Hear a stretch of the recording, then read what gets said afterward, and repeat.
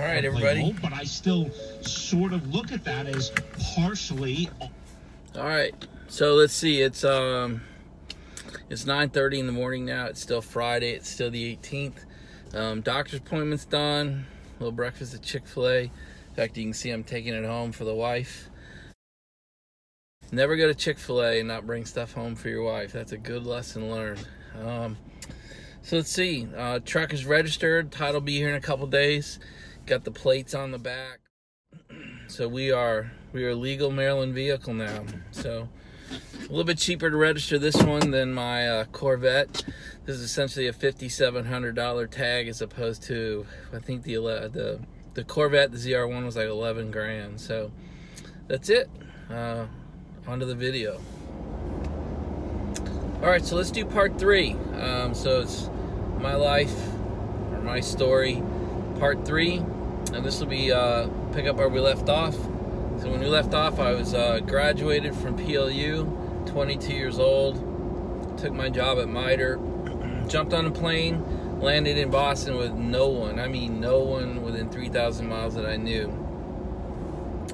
Checked into a hotel, had an address, and showed up for work the next day. So I only spent about 6 months in Boston.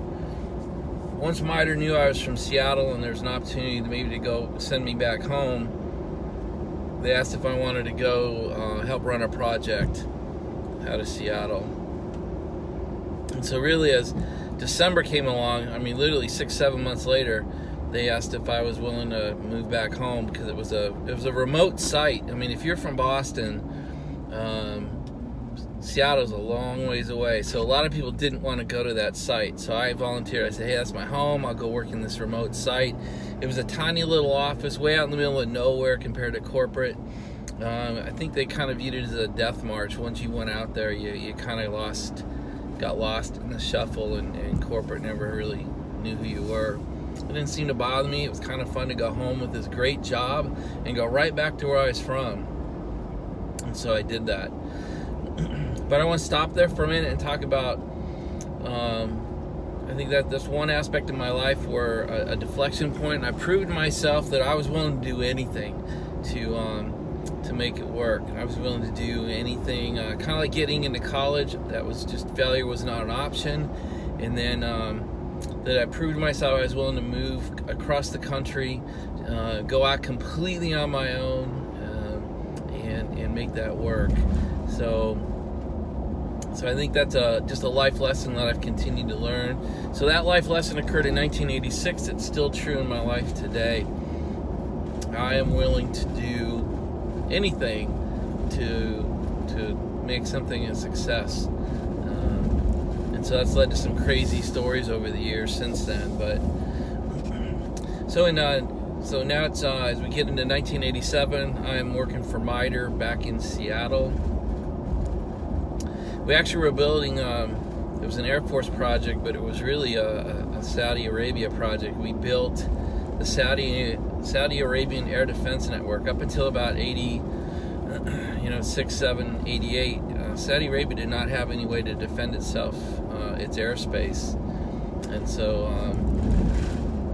the Saudis bought it through the Air Force, and the Air Force contracted it to Boeing, if you can believe that. And I worked on that Boeing project for a couple years.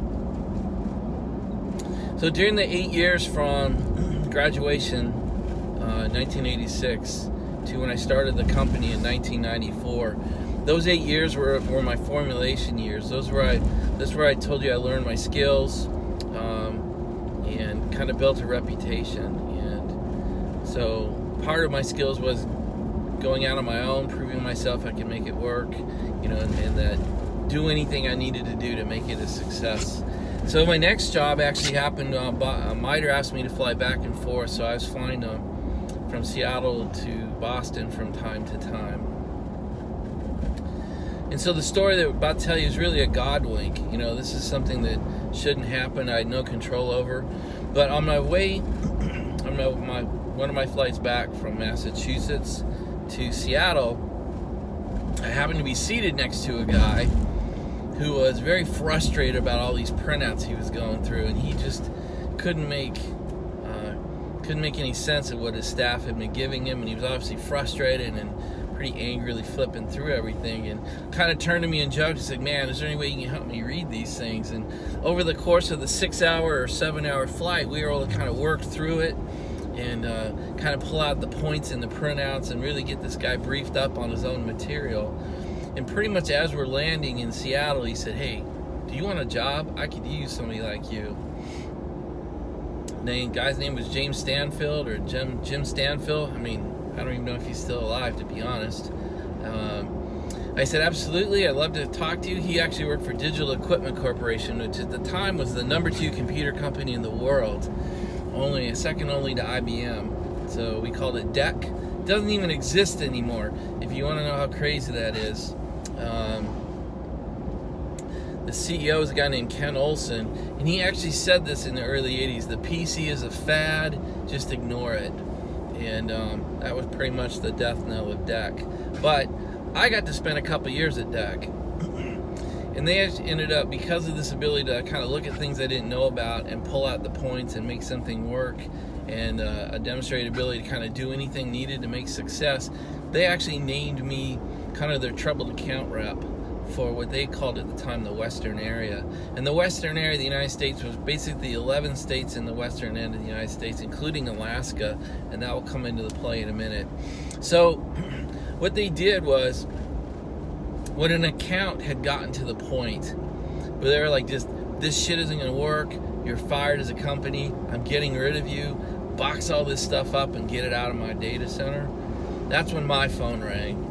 And I would go on site with one of two mandates: fix it or box it up and end the account. And we never lost one. I did this for about 2 years or so. We never lost an account, not one. And that's where I learned the value of sitting down with a CEO or CFO or CIO and just letting them completely unload on me. I mean, viscerally, angrily, emotionally. But I learned no matter who you are, or how high you are, or how rich you are, or how emotional you are, that person will eventually run out of gas. Eventually they'll run out of complaints and anger and emotion. And my job was to let them do that. And that's been a skill that I've used my entire life since then. So we're talking like 1988, 1989. And I learned through about 20 different accounts that all I had to do was sit there and listen and not respond and literally not get emotional. Just let them. And then there was a point in every one of these accounts where the person was done and they were spent. They had gotten it out of their system. And I was able to say to them, hey, I can do one of two things for you. I can look at it overnight and brief you in the morning as to what's needed, or I can start crating it up. What do you want me to do? And in every case, I mean every case, they eventually said, you know what? I want you to stay here today and tomorrow. I want you to tell me what's wrong and tell me what's needed to fix it. And in every case, they had to buy something else. They had too few disk drives, too few I/O controllers, not enough CPUs, not enough CPU boards. Something had been set up wrong by the sales rep. And in every case, I told them the next day what needed to be done, and they bought it, and we were able to get it on site, get it installed, and get it running. I mean, I left 20 different accounts across the 11 states of the Western United States happy. And that was a huge lesson learned for me, that you could just get beat on and beat on and beat on, and as long as you didn't respond emotionally, you could then craft a solution and make a success out of it. And that's something I think you should learn. Let people beat on you to a point. I mean, you don't want to get too crazy, but let people beat on you, and you'll know when the emotion is spent, and then you can propose a solution. Certainly true in the business world. I found it true in my personal life as well. So those couple years really left me with the experience. I got to go to, I got to work in oil refineries. I got to work on the Western pipeline, oil pipeline in the United States. I got to help track our nuclear arsenal. The database that did that was stored at Hill Air Force Base in Utah, and I got to go spend some time down there. I was literally all over the 11 states with these things. So So it was great. I got to spend some time at the nuclear sub base in Bangor, Washington. I got to spend time with the CEO of Daishawa Paper in downtown Seattle. It was just a fantastic experience. So one day, one of the accounts I fixed approached me, and we're about end of 80. God dang, Dave. We're approaching towards the end of 1989, beginning in 1990, and one of Digital or DEC's clients, Momentum Distribution or Momentum Graphics, it was an account we had to fix. We rebuilt it, and they approached me and said, "Hey, would you like to be our director of information or director of IT?" Or and I said, "Yeah, that's exciting to me." So I would stop being a vendor and I'd start being inside a client space. And so they hired me. I was in Bellevue, Washington, and I spent a couple years building their national, kind of their IT infrastructure. Put a nationwide network in place. We constructed their data center. We upgraded all their mainframes and got them up and running. And that was a lot of 2 and 3 nights. I saw the sunrise 2, 3, 4 times in a row from my desk on conversion weekends. I'd be in a suit for 3 days in a row. Anne-Marie would bring me clothes. That just taught me the value of if you're the one in the charge, you can't delegate the responsibility. You got to be the one who gets it done. So we set up 13 cities across the United States, got them up and running. Anne-Marie and I got married in that process, and God, I forgot the best part. What an idiot. So I got to go back for a minute. So one of the places that DEC sent me as the troubled rep was, they sent me to Anchorage, Alaska. And this was in November 1988. And when I got up there, they really didn't even know what was wrong with the account. And they set me up on a four-month assignment, and they asked me to go up, live in Anchorage for 4 months and see if I could fix the account. And we ended up, I mean, fast forward, we did. We got it done. It was a weird 4 months. November through March is not the best time to be in Anchorage. It's 2 hours of daylight. Sunrise at 11, sunset at 1. So I think the average temperature was minus 32 degrees those whole 4 months. So, but we saved it, saved another account, gave me a great life experience. And in Anchorage, I actually met Anne-Marie, which makes no sense because Anne-Marie's from Maryland and I'm from Seattle, but we met in Anchorage. So we were assigned to the same set of tech projects. And we kind of danced around each other, and for a couple weeks I finally asked her out, and it was really on our first date we decided to make a relationship work. That's probably a whole nother video if you care. But anyway, I met my wife. After 4 months, she said, "Hey, I want to move down to Seattle with you." And so we moved back to Seattle, and then I got picked from DEC and went over to Momentum. So that patches the whole story. That was a big part. That was a big hole. Anne-Marie probably would not be happy that I forgot that part. So anyway, I go to work for Momentum. We get that good. So now we're at the end of 90. So we're a year and a half later.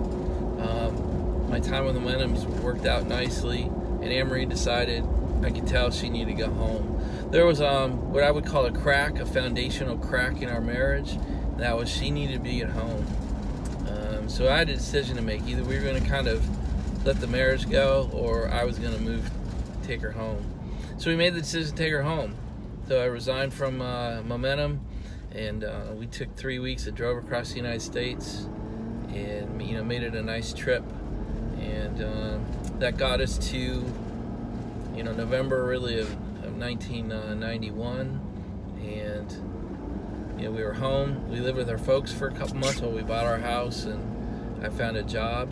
And that takes me to the last part of this story, and that is I got a job in December of 1991 with KPMG, or Pete Marwick, in their management consulting division, and spent from December of 1991 to September of 1994 learning what government consulting was like, and learning what working with the federal government was like. And I really honed my skills with proposals and purchase orders and being billable and on site. It was a pretty wild time. And they had a problem on the Reserve Component Automation System, or RCAS, and it was for the reserve part of the Army, and they needed someone to go to Boulder, Colorado and run the test center. And so Pete Mark asked me if I was willing to do it, and I said yes. So I lived in Boulder, Colorado every other week for 3 years, literally 1 week in Boulder, 1 week in my house with a newlywed, and we did that for 3 years. And so I just learned so much during that time. I was ready. I'd been working for Mitre, I'd worked for DEC, I'd had people yell at me, I'd saved accounts, met my wife, moved home, and then I learned the government consulting business. So as we approached summer of 1994, I was approached by the U.S. Army to replicate what I'd done on the reserve component and on a system called Sustaining Base Information Systems, or SBIS. And the Army actually approached and said, would you be willing to hang out your own shingle? We've done some reference calls and they always come back to you, but we don't need the whole company, we want you. And that is the crucible of how DHA got started. So I'm going to end there. That's part 3. So we've taken you through my early years, we've taken you through my college years, taken you through my kind of the 8 years of getting ready to start my own company. So just keep in mind the lessons learned are you willing to do whatever is needed to be a success? Are you willing to roam around different jobs and opportunities, doing things nobody else wanted to do in order to hone your skills and build your reputation? Are you willing to be out in the world where people can approach you and see you and learn you, and maybe you'll get your God wink? So that's it. Have a great rest of the weekend, and part 4 will be beginning DHA. Talk to you later, guys. Bye.